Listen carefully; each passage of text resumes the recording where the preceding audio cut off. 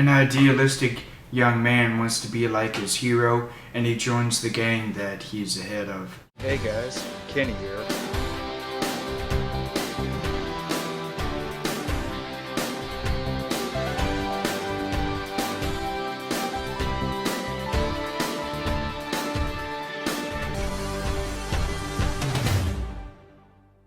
Stay cool and relax to the movies. The Assassination of Jesse James. This is an incredibly deep and profound thriller of drama, more of a drama than anything. It has to do with Casey Affleck in the back here. He plays Robert Ford, and Brad Pitt here is Jesse James. And Jesse is this head band of brothers. He's this leader of this train robbing family of brothers that they wait at nighttime to rob from these trains. And Robert wants to try and join the gang. He's this young 19-year-old young man, and at first he's not really highly looked upon. The brothers like shun him away, make fun of him, try to push him away. And it's the brother of Robert Ford, played by, Sam Rockwell. He plays the older brother of him, and he is really the one trying to get Robert into the gang. And they're also a family. Robert and Sam Rockwell's character also have another brother, so they're also a family, all in this gang with the James brothers. And what's really interesting about this is that it really goes into their relationships with each other as families, and then as when they're joined together as this group, all of the James and Ford brothers joined together. It shows how sometimes they get along, sometimes they don't. Like one of the brothers I think he's sleeping around with one of the James brothers, but I forget if that was the case. And the more Robert is in this group, the more he looks up to Jesse, but also he becomes more callous and heartless. And he's really trying to be a better marksman or shooter and robber than Jesse is.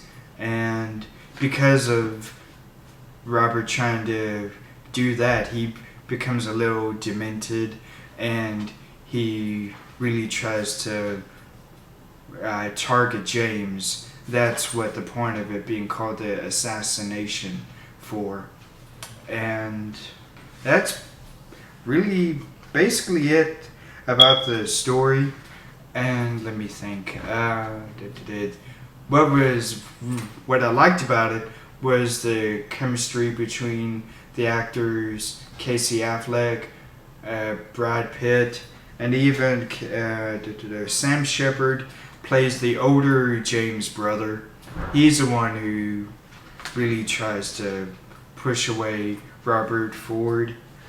And Mary Louise Parker, I think she's like a wife or a girlfriend in this story. And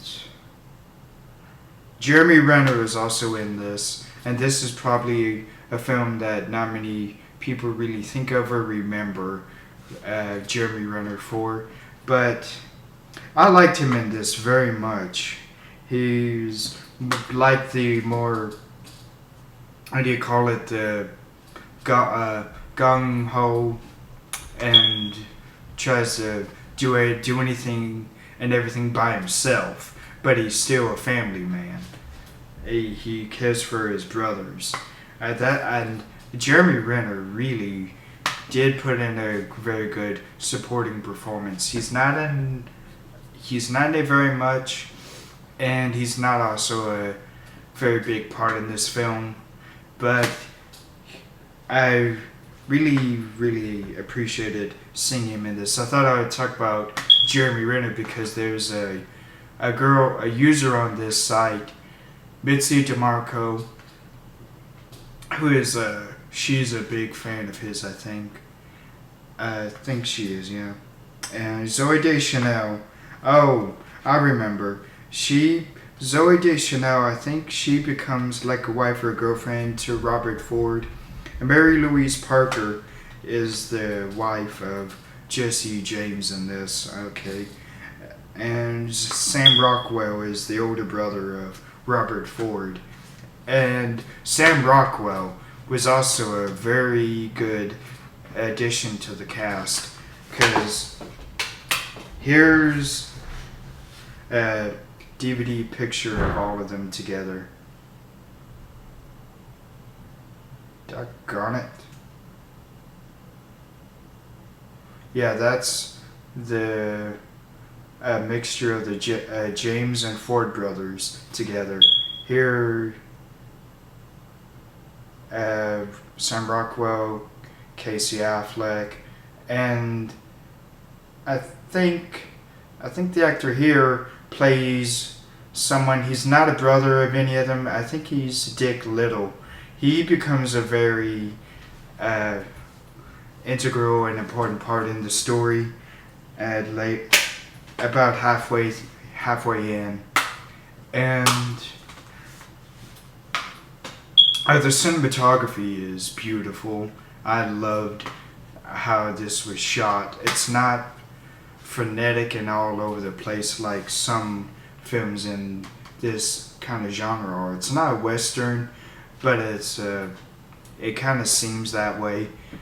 Oh, like there's a scene that's online where the James brothers are waiting behind the trees in the dark, and it's nighttime, and they're waiting for the train to come around the corner on the tracks. And then the first thing you see is the front light of the train coming around.